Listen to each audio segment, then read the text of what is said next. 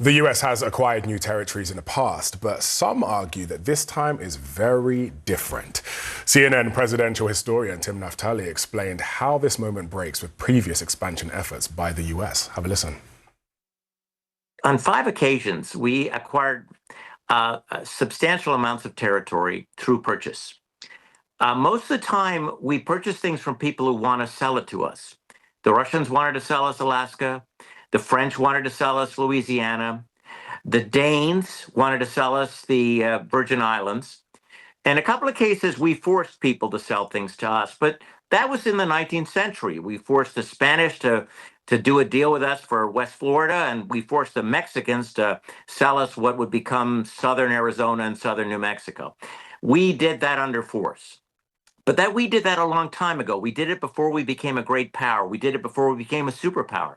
So the kinds of activities that the president is engaging in are not unheard of in American history. It's just modern American leaders have never done it. And it strikes one as odd and disturbing that President Trump, who promised us to do certain things in the election and did them, is actually doing things now he didn't say he would do when he was running for office. He doesn't have a mandate to break up NATO to acquire the frozen wilderness of Greenland. The American people did not vote him in office to do that. And there is really no precedent in the modern era for a president engaging in an expedition for the sake of resources for which he does not have public support.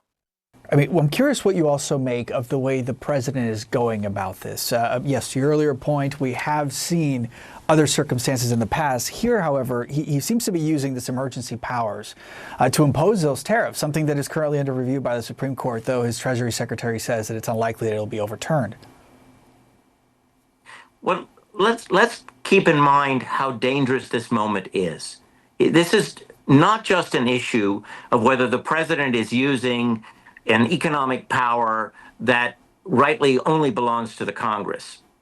This is a question about the president of the United States on his own, because there are many in Congress on his side of the aisle who don't agree with him, who is saying that the country needs, for national security purposes, a territory that belongs not only to an ally, but to a member of NATO, thus, in a sense, triggering a NATO reaction to a threat to NATO, in this case, a threat to NATO by a member of NATO. There is no precedent for that. And frankly, it's a much bigger question than whether or not he has the constitutional right to use tariffs to threaten countries. The issue now is whether the president of the United States single-handedly can destroy a treaty that was ratified by Congress that has been at the heart of our international security system since the late 1940s.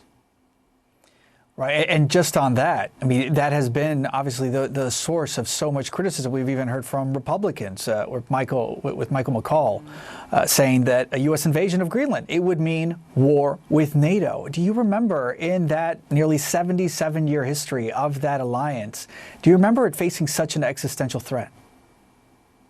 No, because NATO stood by us after 9/11.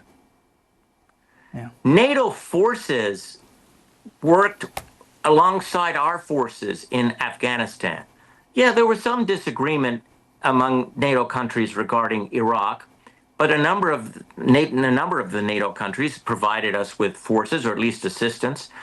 The point is, NATO has stood by us when we were threatened. And now a member of NATO is being threatened by a superpower. And unfortunately, it's our White House that's doing the threatening.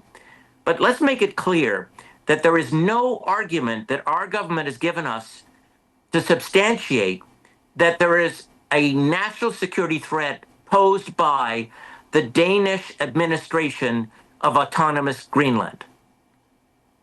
We talked about the reaction from European leaders, but then there's also the American public in general. A recent CNN poll showing that 75% of adults saying that they oppose the U.S. taking control of Greenland.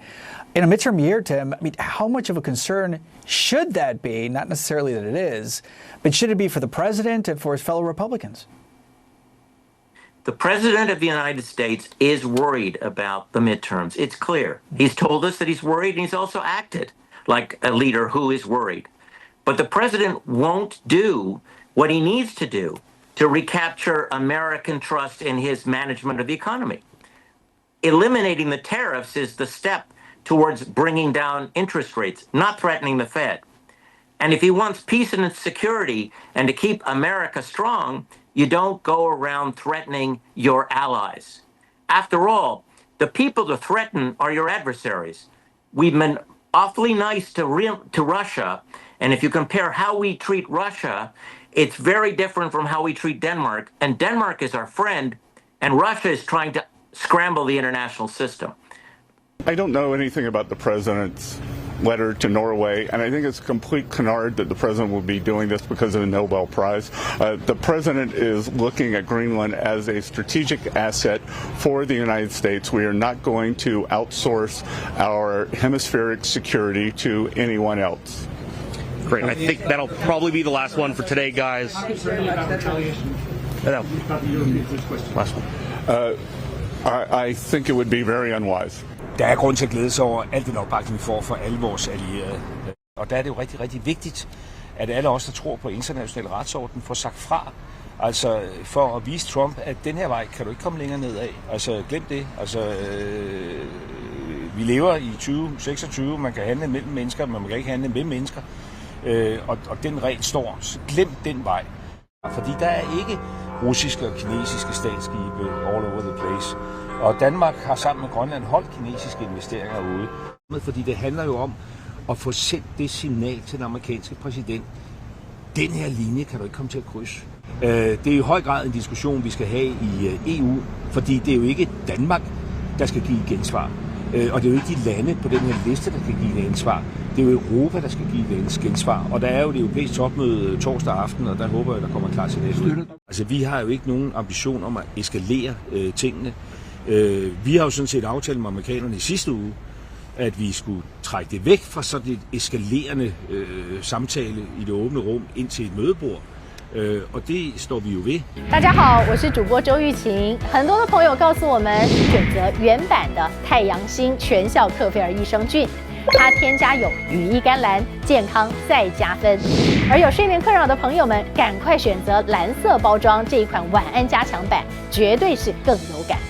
每日克菲尔，时刻美好 ，Good Feel Good， 请上快点购为健康下单，而且要记得输入推荐代码，有额外的折扣优惠。太阳星全效克菲尔益生菌基础版、晚安加强版，新包装改版，内容不变，抽取更方便。要吃就吃最好的。